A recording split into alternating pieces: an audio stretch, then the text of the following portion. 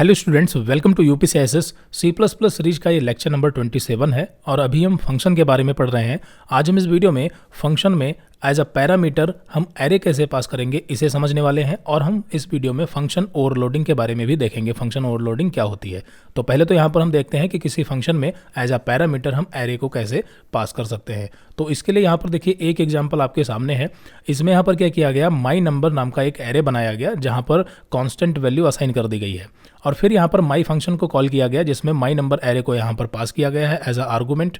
और फिर उसके बाद यहाँ पर माई फंक्शन नाम का एक फंक्शन बनाया गया जिसमें यहाँ पर एज अ पैरामीटर एक एरे को रिसीव किया गया है और फिर उसके अंदर यहाँ पर लूप लगा करके हमने क्या किया है, कुछ नहीं, सिंपल एरे का जो डेटा है उसे प्रिंट करवा लिया है। ठीक है, तो ये एक एग्जांपल यहाँ पर हो गया। बाकी हम एक दूसरा एग्जांपल देखेंगे जिसमें हम एक एरे में यूजर से इनपुट कैसे लेंगे फंक्शन के जरिए। ठीक है, फंक्शन बनाएंगे जिससे जब भी हमें एरे में यूजर से इनपुट लेना हो तो हम डायरेक्टली फंक्शन कॉल करेंगे और यूजर जो है वो अपना उसमें डेटा एंटर करेगा। ठीक है, यहाँ पर हमें मेन कोड में कुछ खास नहीं लिखना होगा, सीधे अगर एरे में डेटा इनपुट लेना है तो सीधा फंक्शन कॉल कीजिए, प्रिंट कराना है तब भी आप फंक्शन कॉल कर सकते हैं। तो दो फंक्शन बनाने वाले हैं, तो चलिए इसी को सबसे पहले यहाँ पर समझते हैं। और बाकी पिछले वीडियो में हमने as a parameter variable pass करना और रेफरेंस वेरिएबल पास करना, local scope, global scope variable क्या होते हैं, ये सब पूरा हम समझ चुके हैं, जो कि इंपॉर्टेंट टॉपिक था। तो फिलहाल ये आप देख सकते हैं, ये पुराना ही कोड है, इसे हम क्लीन करते हैं। तो यहाँ पर हमें क्या करना है कि एक एरे में यूजर से इनपुट लेना है, उसके लिए फंक्शन बनाना है। तो सबसे पहले एरे में एरे का साइज क्या होगा, ठीक है, उसके लिए भी हम यूजर से ही इनपुट लेंगे। तो उसके लिए यहाँ पर हम बनाते हैं एक इंट टाइप का एस नाम का वेरिएबल बना लिया, यानी कि साइज, और दूसरा यहाँ पर हमने बना लिया एरे। ठीक है, एरे तो हमें डिक्लेयर ही करना पड़ेगा पहले ही, तो जैसे यहाँ पर हमने ARR ये एरे डिक्लेयर किया और यहाँ पर इसका साइज कर दिया एस। इसका मतलब क्या हुआ कि यहाँ पर एस में हम क्या करेंगे, यूजर से इनपुट लेंगे कि एरे का साइज क्या रखना है और वही हमने उसी साइज का हमने एरे बना दिया। ठीक है, तो यहाँ पर हम एक मैसेज प्रिंट कराते हैं, सी आउट, और मैसेज प्रिंट करा दिया इंटर साइज ऑफ एरे। ठीक है, तो अब यहाँ पर हम एक फंक्शन बनाएंगे यूजर इनपुट नाम का। ठीक है, user input, user underscore input. ठीक है, यहाँ पर अंडरस्कोर का कुछ खास मतलब नहीं है, यूजर अंडरस्कोर इसलिए रखा था कि स्पेस तो रख नहीं सकते, आपको पता ही है आइडेंटिफायर में गलत हो जाएगा या फिर ये दोनों एक में हो जाएंगे, तो हम अंडरस्कोर इस तरीके से लगा सकते हैं। तो नाम आप कुछ भी रख सकते हैं, यूजर अंडरस्कोर इनपुट, ये हमने फंक्शन बनाया। फंक्शन यहाँ से हमने कॉल किया, इसमें हमें दो चीज़ें देखिए पास करनी पड़ेंगी। एक तो यहाँ पर पास करना होगा एरे, यानी जो हमारा एरे होगा जिसमें इनपुट कराएंगे, और दूसरा यहाँ पर पास करना होगा साइज। दोनों अलग अलग पास करने होंगे पैरामीटर, जिससे हम क्या करेंगे कि जो हम लूप चलाएंगे वो यहाँ पर हमें एस नाम के वेरिएबल में साइज ऑलरेडी हमारे पास है ही है, यूजर से इनपुट यहाँ से लिया है, तो इसी को हम पास कर देंगे और फंक्शन में लूप जो लगाएंगे वही कंडीशन बन जाएगी हमारी। ठीक है, तो यहाँ पर ARR, S दो चीज़ें पास कर दी, सिंपल है। और ये हमने फंक्शन तो बना लिया। अब क्या करते हैं, एक दूसरा फंक्शन यहाँ पर हमारा होगा माई प्रिंट। ठीक है, माई प्रिंट नाम का फंक्शन बना लेते हैं, जिससे क्या होगा, एरे का जो डेटा है वो प्रिंट होगा। ठीक है, यहाँ पर दोनों फंक्शन यहाँ पर हमने कॉल किए, माई अंडरस्कोर प्रिंट। कोई कन्फ्यूजन नहीं, प्रिंट करने के लिए भी हमें सेम वही एरे और एरे का साइज दोनों पास करने पड़ेंगे। ठीक, तो ये दोनों फंक्शन यहाँ पर हमने कॉल कर लिए। अब क्या करते हैं, इन दोनों को डिफाइन करना है। तो देखिए यहाँ पर दोनों ही फंक्शन का जो रिटर्न होगा वो कुछ नहीं होने वाला है, यानी रिटर्न क्या होगा हमारा, वॉइड, तो यहाँ पर नथिंग। और हमारा फंक्शन का नाम क्या है, पहले यूज़र अंडरस्कोर इनपुट।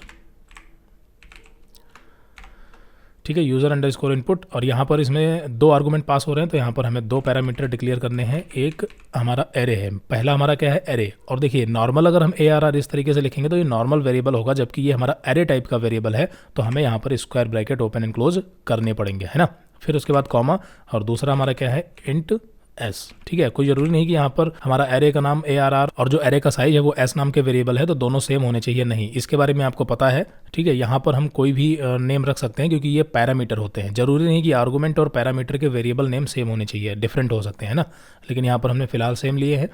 तो ये हमारा हो गया। ठीक है, ये यहाँ पर देखिए नहीं लगेगा, ठीक है, ये गलती से लग गया। तो यहाँ पर देखिए ये फंक्शन जो है वो हमने डिक्लेयर कर दिया। ठीक है, फंक्शन में हमें क्या मिला, एक एरे मिली और उसका साइज मिला। अब हमें क्या करना है, कुछ नहीं, यहाँ पर हमें सिंपली प्रिंट करा देना है, सॉरी, यहाँ पर ये यूज़र इनपुट है तो हमें यूज़र से इनपुट लेना है। तो यूज़र से इनपुट लेने के लिए यहाँ पर हम चाहें तो एक मैसेज प्रिंट करा सकते हैं, एरे डेटा, इस टाइप से। ठीक है, यहाँ पर ये लूप के बाहर ही रहेगा। ठीक है, यहाँ पर हमने एंटर द डेटा इस टाइप से मैसेज प्रिंट करा दिया। अब क्या करेंगे, यहाँ पर हम लगाएंगे लूप, हमारा लूप होगा for int i is equal to, ये 0 से स्टार्ट होगा। ठीक है, और यहाँ पर हमारे लूप की कंडीशन क्या होगी, i लेस देन s यानी कि जो एरे का साइज होगा वो तो हमें मिला ही है, तो यहाँ पर ये 0 से स्टार्ट होगा और साइज से एक नंबर कम तक जाएगा, है ना। तो ये आप समझ रहे होंगे क्योंकि इसको हमने अच्छे से प्रैक्टिस किया है। और ये हो गया हमारा इंक्रीमेंट ऑपरेटर। अब यहाँ पर लूप जब चलेगा तो हमें क्या करना है, कुछ नहीं, यहाँ पर हमें सीधा सी इन कराना है, ठीक है। और सी इन कराएंगे किसमें, ARR, ठीक है, स्क्वायर ब्रैकेट के अंदर पास कर देंगे सिंपल आई। अब ये चीज़ हमने बस लूप के अंदर रखी है। अब क्या होगा कि लूप चलता रहेगा और एक एक करके डेटा एरे में आता रहेगा। तो ये सब हमने पहले ही समझ रखा है, बस ये काम हम सिर्फ एक फंक्शन की मदद से कर रहे हैं। तो फंक्शन से कैसे करेंगे, बस यही तो देखना था, बाकी तो सब इसके बारे में आपको अच्छे से पहले से ही पता है। तो इससे क्या होगा, आई की वैल्यू चेंज होती रहेगी और एक एक करके हमारा जो डेटा है वो एरे में आ जाएगा, ठीक है। और एरे में डेटा आने के बाद हम क्या करेंगे, अब यहाँ पर प्रिंट कराने के लिए अपना दूसरा फंक्शन डिफाइन करते हैं। तो ये हमारा दूसरा फंक्शन हो गया जो कि मेन फंक्शन के बाहर ही रहेगा। यहाँ पर my_print, ठीक है। और इसमें भी वही सेम चीज़, तो इस लूप की भी वही सेम कंडीशन होगी, इंट i = 0 से स्टार्ट होगा और ये जाएगा i s तक और ये हो जाएगा i++, ठीक है। और अभी हमें क्या कराना है, सी इन के बजाय डायरेक्टली यहाँ पर सी आउट करा देना है। क्या सी आउट कराना है, ARR, ठीक है, स्क्वायर ब्रैकेट के अंदर आई। अब यहाँ पर हमें साथ में क्या करना है, स्पेस या कॉमा मतलब सेपरेट करने के लिए प्रिंट कराना पड़ेगा। तो ये हमने दे दिया, बस हो गया, ठीक है। तो यहाँ पर ये दोनों फंक्शन हमने जो है डिफाइन कर दिए हैं। अब प्रोग्राम रन करते हैं और देखते हैं हमारा क्या आउटपुट आता है। यहाँ पर सबसे पहले enter a size of array, जैसे हमने डाला 4 और एंटर करेंगे तो यहाँ पर एंटर द डेटा, तो यहाँ पर हमने डाला 1 और यहाँ पर देखिए हमें एंटर प्रेस करना होगा, तब यहाँ पर हमारा लूप स्टार्ट होगा, ठीक है। तो यहाँ पर दूसरा 2, फिर 3 और यहाँ पर ये 4। जैसे हमने 1 2 3 4 डाला, एंटर करेंगे तो आप देखेंगे 1 2 3 4, यानी एरे में हमारा डेटा स्टोर हुआ और स्टोर होने के बाद यहाँ पर देखिए प्रिंट भी हो रहा है। समझ पा रहे हैं ना बात। अब देखिए फंक्शन बनाने का क्या मतलब हुआ। फंक्शन बनाने का मतलब सिंपल है कि अब ये दो ऐसे फंक्शन बन चुके हैं कि अगर आपको किसी एरे में यूजर से इनपुट लेना है तो आप इस फंक्शन को जितनी बार चाहें उतनी बार कॉल कर सकते हैं अलग अलग एरे के लिए, ठीक है। जैसे यहाँ पर ये एरे एक बनाई थी, अब इसी तरीके से अगर हम कोई दूसरी एरे बना दें, ठीक है, जैसे इसका नाम चेंज कर दिया, सपोज ARR1 नाम की एक हमारे पास दूसरी एरे है, ठीक है। अब इस कंडीशन में क्या होगा, बस हमें यहाँ पर फंक्शन को कॉल करते समय वही हमें अपनी दूसरी वाली एरे पास कर देनी होगी और इस दूसरी एरे में भी हम सेम फंक्शन का यूज़ करके यूज़र इनपुट वाला फंक्शन यूज़ करके एरे में डेटा इनपुट ले सकते हैं। तो कितना काम यहाँ पर देखिए आसान हो गया है ना। चलिए, तो यहाँ पर आपको इतना समझ में आ गया, लेकिन इसमें अभी एक छोटा सा डाउट है। हमारा प्रोग्राम तो प्रॉपर वर्क कर रहा है, लेकिन आपको याद होगा, अगर आपने ध्यान से पढ़ा होगा तो हमने पिछले वीडियो में लोकल एंड ग्लोबल स्कोप के बारे में देखा था। तो हमने वहाँ पर क्या देखा था कि हम अगर इस स्कोप में काम कर रहे हैं, यानी मेन फंक्शन के अंदर काम कर रहे हैं और हमारा ये जो एरे है ये मेन फंक्शन के अंदर डिक्लेयर किया गया है, या अगर कोई नॉर्मल वेरिएबल है वो भी मेन फंक्शन के अंदर डिक्लेयर किया गया है, तो हम उसे किसी दूसरे स्कोप से उसकी वैल्यू चेंज नहीं कर सकते, ठीक है। ध्यान देना इस बात पे हम क्या बोल रहे हैं। जैसे यहाँ पर ARR जो कि एक एरे टाइप का वेरिएबल है और यहाँ पर ये s जो है ये नॉर्मल वेरिएबल है। अगर हम इस myPrint फंक्शन या किसी भी फंक्शन से यहाँ पर s का और ARR का साइज चेंज करना चाहें तो नॉर्मली नहीं कर सकते। हम इसका रेफरेंस पास करके, यानी इसका एड्रेस पास करके हम इसमें वैल्यू में चेंजेस कर सकते हैं। हमने देखा था पिछले वीडियो में, तो ये आपको याद आया local scope and global scope के बारे में। तो यहाँ पर एरे के साथ में ऐसा क्यों हो रहा है, अगर हम सपोज यहाँ पर s का और एरे का यहाँ पर रेफरेंस ऑपरेटर लगा करके, यानी एड्रेस ऑपरेटर लगा करके मेमोरी एड्रेस यहाँ पर रिसीव करते, तब तो इसमें पॉसिबल था कि हम दूसरे स्कोप से उसके एड्रेस की वजह से उसमें वैल्यू में चेंजेस कर पाते। लेकिन यहाँ पर तो हमने एड्रेस ऑफ ऑपरेटर यूज ही नहीं किया। हालांकि जो एस है इसकी वैल्यू हमने नहीं बदली और इसको हम बदल भी नहीं सकते बिना रेफरेंस ऑपरेटर के। तो अब यहाँ पर ये फिर एरे के साथ में ऐसा क्यों हुआ, यानी एरे में चेंजेस कैसे हो गए, क्योंकि यहाँ पर तो ये ब्लैंक एरे बनी थी और फिर हम इसी में एरे को यूज़ कर रहे हैं, यानी फंक्शन को कॉल कर रहे हैं, तो ये एरे में डेटा हमें मिल रहा है। इससे पता क्या चला, इससे पता चला कि यूज़र इनपुट वाला जो था या myPrint फंक्शन जो था, इसमें हम एरे में बदलाव कर पा रहे हैं। अब देखिए इसके पीछे जो रीजन है, ठीक है, वो काफ़ी इंपॉर्टेंट रीजन है और इस रीजन को हम डिटेल में आगे चल करके समझेंगे जब हम डेटा स्ट्रक्चर के बारे में स्पेशली पढ़ेंगे। तो डेटा स्ट्रक्चर में हम एरे को एक बार और पढ़ेंगे, है ना। तो वहाँ पर हम डिटेल में समझेंगे कि एक्चुअली एरे कैसे काम करता है। अभी के लिए आपको इतना बता देते हैं कि देखिए जो एरे होता है इसमें जो डेटा स्टोर होता है, जैसे एरे का साइज मान लेते हैं 4 है, एरे का साइज कितना है 4 है, तो 4 है तो यहाँ पर क्या होता है कि ये 4 ब्लॉक बनते हैं। ध्यान देना, ठीक है, यहाँ पर क्या होता है 4 ब्लॉक बनते हैं, यानी हर वेरिएबल के लिए ब्लॉक बनता है, एरे के लिए भी ब्लॉक बनता है। तो ये मेन ब्लॉक बनता है और उस ब्लॉक के अंदर यहाँ पर क्या होता है, अगर मान लेते हैं कि पहले ब्लॉक का एड्रेस 0x19 है तो नेक्स्ट ब्लॉक का जो एड्रेस होता है वो 0x20 होता है, यानी कि ये कंटिन्यूअस मेमोरी लोकेशन पे एरे का डेटा स्टोर होता है।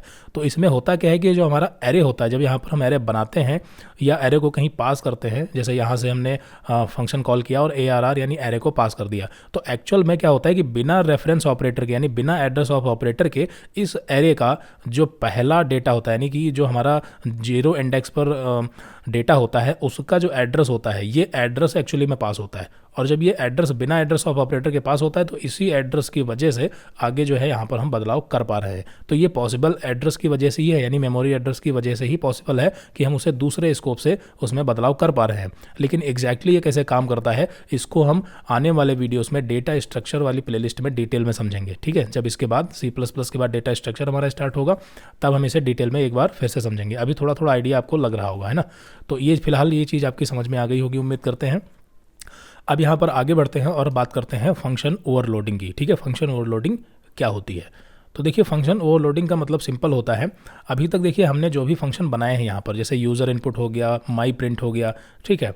तो होता क्या है कि जैसे अगर वेरिएबल की बात करें, तो वेरिएबल में क्या होता है कि हमने एक इंट टाइप का यहाँ पर x नाम का वेरिएबल बनाया, और आपको पता है अगर x नाम का वेरिएबल बन चुका है तो इसे दोबारा से सेम स्कोप में रीडिक्लेयर नहीं किया जा सकता। सेम स्कोप में यानी मेन फंक्शन में अगर हमने s नाम का वेरिएबल बना लिया तो दोबारा इसे रीडिक्लेयर नहीं कर सकते, रीअसाइन कर सकते हैं, वो अलग बात है ना। और दूसरे स्कोप में हम इस नाम के वेरिएबल को बना सकते हैं, ये भी हमें पता है। तो इससे क्या पता चला कि वेरिएबल को हम एक ही स्कोप में रीडिक्लेयर नहीं कर सकते।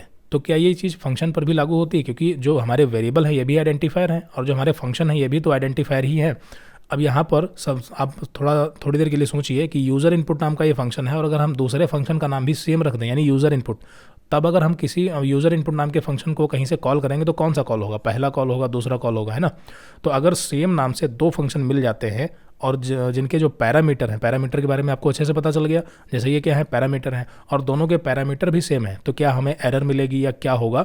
यही आता है हमारा फंक्शन ओवरलोडिंग के अंतर्गत, ठीक है। अगर ऐसा होता है तब क्या होगा? जैसे यहाँ पर अभी हम क्या करते हैं कि इसको हमने जस्ट कॉपी किया और यहाँ पर देखिए हमने कर दिया पेस्ट, ठीक है।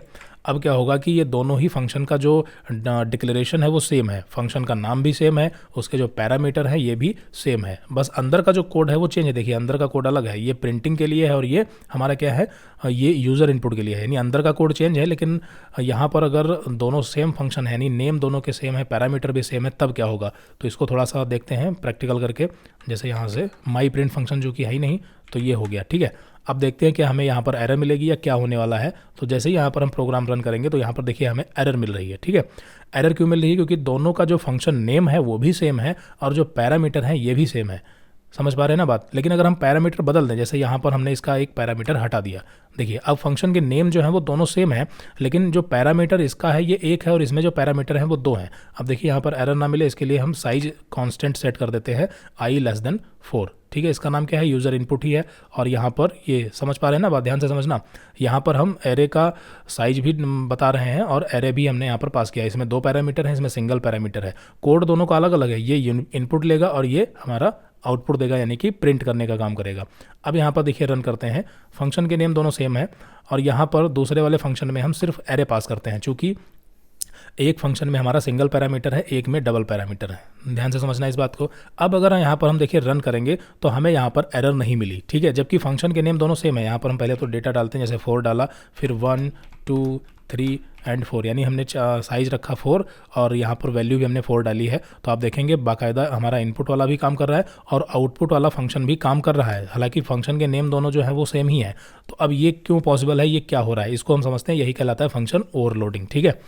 तो देखिए यहाँ पर क्या हो रहा है कि फंक्शन के नेम जो है वो हमारे सेम जरूर है, लेकिन जो यहाँ पर हमारा पैरामीटर है वो डिफरेंट है। तो अगर यहाँ पर पैरामीटर डिफरेंट है, ध्यान से समझना, तो क्या होगा कि जब भी हम यूज़र इनपुट वाले फंक्शन को कहीं से भी कॉल करेंगे, तो अगर हम डबल पैरामीटर रखेंगे, ध्यान से समझना, डबल पैरामीटर से कॉल करेंगे उसे, तो ये वाला फंक्शन कॉल होगा, और अगर हम सिंगल पैरामीटर से कॉल करेंगे तो ये फंक्शन कॉल होगा। यानी कि अगर हम जब हम फंक्शन कॉल करते हैं तो वहाँ से आर्गूमेंट पास करते हैं ना, तो आर्गूमेंट जो हमारे होंगे वो जिस भी फंक्शन के पैरामीटर से मैच कर जाएंगे वही फंक्शन कॉल होगा, अगर फंक्शन के नेम जो है वो सेम है तब की बात कर रहे हैं ना।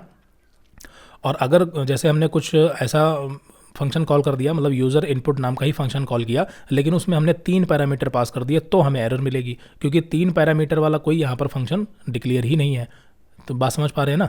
तो क्या होता है कि अगर मैचिंग का मिल गया, यानी जो हमने आर्गूमेंट पास किए हैं मैचिंग का मिल गया तो वो कॉल हो जाएगा, लेकिन अगर मैचिंग का नहीं मिला तो हमें एरर मिल जाएगी। तो उम्मीद करते हैं कि ये चीज़ आपको समझ में आई होगी, और यही कहलाता है फंक्शन ओवरलोडिंग। ठीक है, यानी कि एक ही नाम के अगर दो फंक्शन मिल जाते हैं एक ही स्कोप में, ठीक है, तो ये क्या कहलाता है, हमारा फंक्शन ओवरलोडिंग कहलाता है। अब इतना तो समझ में आ गया कि सेम नाम से और सेम पैरामीटर के फंक्शन नहीं बना सकते, लेकिन सेम नाम हो और डिफरेंट पैरामीटर हो तो हम फंक्शन बना सकते हैं। और जब फंक्शन कॉल किया जाएगा तो अगर डिफरेंट पैरामीटर है तो जो भी आर्गूमेंट हम पास करेंगे जिस पैरामीटर से मैच कर जाएंगे वही फंक्शन हमारा कॉल हो जाएगा। अब देखिए यहाँ पर इसका हम एज अ प्रैक्टिकल यूज कहाँ कर सकते हैं, एक छोटे से एग्जांपल की मदद से आपको समझाते हैं। ठीक है, बस समझना ही है क्योंकि कोड के बारे में तो आपको पता है। जैसे मान लेते हैं कि हमें दो नंबर को जोड़ने के लिए एक फंक्शन बनाना हो, तो आपको पता है अच्छे से बना लोगे। ठीक है, दो नंबर को अगर जोड़ना है और जोड़ने के बाद उसी फंक्शन से प्रिंट करा देना है, यानी रिटर्न नहीं लेना है, तो हमारा फंक्शन क्या होगा, वॉइड। ठीक है, और फंक्शन का नाम जैसे हमने रख दिया ऐड नाम का फंक्शन बनाया, और इसमें हमने पैरामीटर रखा है यहाँ पर देखिए इंट। ठीक है, पैरामीटर हमने यहाँ पर रखा। चलिए इसको हम प्रैक्टिकली ही आपको बता देते हैं, समझ में आएगा अच्छे से। तो ये दोनों हम डिलीट करते हैं और यहाँ पर हम एक फंक्शन बनाते हैं वॉइड, और यहाँ पर हमारा फंक्शन नेम हो गया ऐड, यानी दो नंबर को जोड़ने के लिए हमने ऐड नाम का एक फंक्शन बनाया। तो दो नंबर को जोड़ने के लिए यहाँ पर int X comma int Y. ठीक है, एक सेकेंड, ये हाँ इंट वाई। ठीक है, दो यहाँ पर हमने पैरामीटर पास कर दिए। और आप क्या करेंगे कि जो भी हमें एक्स वाई में मिलेगा सीधा सी आउट कराएंगे। ठीक है, समझने के लिए यहाँ पर हमने क्या किया, सीधा सी आउट करा दिया। तो सी आउट कराने के लिए एक्स प्लस वाई कर दिया और कुछ नहीं करना है। अब क्या होगा कि दो नंबर यहाँ पर रिसीव करेगा, दोनों को जोड़ करके प्रिंट कर देगा। ये बन गया हमारा एक फंक्शन। और यहाँ पर क्या करते हैं कि हम दो वेरिएबल बना लेते हैं। जैसे यहाँ पर x इज़ इक्वल टू, इसकी वैल्यू हमने रखी 5, और दूसरा एक और बनाया int y is equal to, इसकी वैल्यू हमने रखी 10। ठीक है, और फिर हमने कॉल कर दिया फंक्शन को, सिंपल। और यहाँ पर हमने पास कर दिया x कॉमा वाई। तो इसमें तो कोई कन्फ्यूजन है नहीं, सिंपल है। ठीक है, दो वेरिएबल बनाए और फंक्शन कॉल किया, फंक्शन हमने डिफाइन कर रखा है। रन करेंगे तो यहाँ पर x प्लस वाई हो जाएगा, रिटर्न हमारा क्या होगा, 15 होगा। ठीक है, यहाँ पर एक इंडल भी लगा देते हैं। चलिए, तो ये चीज़ क्लियर हुई। अब इसमें क्या होगा कि यहाँ पर तो ये इंटीजर है एक्स वाई। अब अगर मान लेते हैं कि हमें यहाँ पर फ्लॉट नंबर पे एडिशन मतलब कैलकुलेशन करानी, जैसे अगर हम इसको करते हैं 5.6, आपको पता है कि ये, तो अब यहाँ पर देखिए हमने क्या किया कि जो हमारा वेरिएबल है वो इंटीजर है, डेटा टाइप इंटीजर है, लेकिन हमने वैल्यू इसमें जो है वो फ्लोटिंग पॉइंट वाली रख दी। तो इससे क्या होगा, आपको पता है कि इसका डेटा लॉस होगा। ठीक है, एक्स प्लस वाई तो होगा, यानी रिजल्ट हमारा 15 ही आएगा, ये जोड़ेगा नहीं। देखिए यहाँ पर रन करते हैं तो हमारा नंबर आंसर के अंदर है 15 आ रहा है, क्योंकि ये डेटा टाइप हमारा इंटीजर ही है। तो ऐसे सिचुएशन के लिए हम क्या करते हैं, अगर हम जैसे सपोज़ दो वेरिएबल और बनाते हैं और वो बनाते हैं फ्लॉट। ठीक है, ये हमने फ्लॉट बनाया और फ्लॉट यहाँ पर i इज़ इक्वल टू, अब क्या होगा, अगर हम ऐड नाम के फंक्शन को कॉल करते हैं और हमें i कॉमा j इन दोनों को यहाँ पर ऐड कराना है, तो इस सिचुएशन में आपको पता है कि रिजल्ट यहाँ पर रॉन्ग आने वाला है। लेकिन यूज़र क्या करेगा कि उसे चाहे इंटीजर नंबर जोड़ने हो या फ्लॉट नंबर जोड़ने हो, वो फंक्शन एक ही कॉल करेगा, ऐड नाम का ही। तो हम क्या कर सकते हैं कि ऐड नाम के ही दो फंक्शन यहाँ पर हम डिफाइन कर सकते हैं, जिससे क्या होगा कि अगर फ्लॉट डेटा टाइप है तो वो दूसरा फंक्शन हमारा कॉल हो जाएगा। देखिए यहाँ पर रन करते हैं वॉइड, और यहाँ पर हमारा फंक्शन नेम क्या है, वही सेम ऐड। और अब की बार यहाँ पर जो डिक्लेयर करेंगे हम, ये फ्लॉट हमारा होगा। ठीक है, डेटा टाइप क्या होगा, फ्लॉट। और बाकी यहाँ पर हम एक्स वाई ही रख सकते हैं, इससे फ़र्क नहीं पड़ता, एक्स, और यहाँ पर दूसरा हो गया फ्लॉट, ये भी वाई। कोई कन्फ्यूज़न नहीं। ठीक है, और इसमें भी हम सी आउट करा देते हैं, यही सेम चीज़। तो अब देखिए यहाँ पर क्या हो रहा है कि दोनों के जो फंक्शन है वो भी सेम है, यानी फंक्शन का जो नाम है वो भी सेम है, और जो पैरामीटर है वो भी देखिए दो ही है, लेकिन यहाँ पर डेटा टाइप चेंज है, मतलब कुछ ना कुछ चेंजेस होने चाहिए। तो कुल मिलाकर के यहाँ पर क्या हो रहा है, देखिए डेटा टाइप चेंज है। अगर डेटा टाइप चेंज है तब भी ये कोई दिक्कत नहीं है, काम करेगा। ठीक है, तो यहाँ पर अब समझते हैं। तो यहाँ पर यूज़र क्या कर रहा है कि यूज़र को नहीं पता कि ऐड नाम के फंक्शन 2 हैं 3 है, उससे नहीं फ़र्क पड़ता। अगर यूज़र के पास फ्लॉट वेरिएबल है तब भी वही सेम फंक्शन कॉल कर सकता है, और अगर इंटीजर वेरिएबल है तब भी सेम फंक्शन कॉल करेगा। रिजल्ट भी हमारा प्रॉपर अब सही रहेगा। यहाँ पर रन करते हैं और आप देखेंगे जैसे यहाँ पर आई जे का क्या आ रहा है 9.8 और यहाँ पर ये आ रहा है 15। तो इससे आपको समझ में आया कि इसका एक्चुअल यूज क्या है। इस तरीके से इसका हम यूज कर सकते हैं फंक्शन ओवरलोडिंग का, यानी कि एक ही नाम के दो फंक्शन है और ये अलग अलग डेटा टाइप या डिफरेंट पैरामीटर हों, ठीक है, तब भी काम हो जाएगा। भले ही कोड ब्लॉक सेम हो, मतलब कुछ ना कुछ बदलाव होना चाहिए, लेकिन वो होना चाहिए डिक्लेरेशन में। जैसे ये लाइन आपको पता है ये डिक्लेरेशन की होती है, ये डेफिनेशन की होती है। डेफिनेशन से मतलब नहीं है डेफिनेशन सेम हो डिफरेंट हो कोई फ़र्क नहीं पड़ता, लेकिन डिक्लेरेशन में बदलाव होने चाहिए। या तो फंक्शन का नाम अलग हो, या डेटा टाइप अलग हो, या पैरामीटर जो होते हैं हमारे इनकी काउंटिंग अलग हो, यानी इनमें 2 हैं तो किसी में 3 या अलग होने चाहिए। समझ पा रहे होंगे, उम्मीद करते हैं। तो ये फंक्शन ओवरलोडिंग आपको समझ में आया। अगर यहाँ पर नोट्स में बात करें तो नोट्स में भी देखिए यही एग्जांपल यहाँ पर बताया गया है कि हम एक ही नाम के मल्टीपल फंक्शन अगर बनाते हैं, लेकिन अगर डिफरेंट पैरामीटर हैं, जैसे यहाँ पर देखिए एक पैरामीटर इसमें दो हैं, इसमें सॉरी यहाँ पर इंट है और डेटा टाइप यहाँ फ्लोट डेटा टाइप है, यहाँ पर दो पैरामीटर हैं, तो हम इस तरीके से बना सकते हैं, कोई दिक्कत नहीं। हालांकि ये जो फंक्शन बनाए गए इनका रिटर्न टाइप इंट है, इसका फ्लोट है, इसका डबल है, तो आप रिटर्न लेना चाहते हैं तो रिटर्न टाइप भी यहाँ पर बदल सकते हैं। हमने फिलहाल उसमें रिटर्न नहीं लिया था, सी आउट करा दिया था। अब जैसे यहाँ पर इस एग्जाम्पल में क्या बताया गया है, ये पहले जो एग्जाम्पल है इसमें क्या है कि ये अलग फंक्शन है, यानी इंट टाइप का ये एडिशन के लिए है, ये जोड़ेगा ही, लेकिन प्लस फंक और इंट, और ये क्या है डबल, तो दोनों अलग अलग फंक्शन हो गए। यानी यूज़र अब कॉल करेगा तो उसको फिर दोनों अलग अलग फंक्शन याद करने पड़ेंगे, है ना। लेकिन क्या हो कि हम यहाँ पर सिर्फ डेटा टाइप बदल दें और फंक्शन नेम हमारा क्या होगा, एक ही होगा, यही कहलाएगी फंक्शन ओवरलोडिंग। तो उम्मीद करते हैं कि ये आपको समझ में आया होगा। जैसे यहाँ पर आप देखिए सेम है, यहाँ पर प्लस फंक और ये प्लस फंक दोनों, बस यहाँ पर सिर्फ क्या है डेटा टाइप चेंज है और हम फंक्शन कॉल करेंगे तो हमारी वैल्यू आराम से प्रिंट हो जाएगी, ठीक है, इसमें कोई एरर नहीं मिलने वाली। तो उम्मीद करते हैं कि फंक्शन ओवरलोडिंग आपको अच्छे से समझ में आया होगा और बाकी इस वीडियो में हमने जो भी आपको बताया है इसकी आप प्रैक्टिस करें।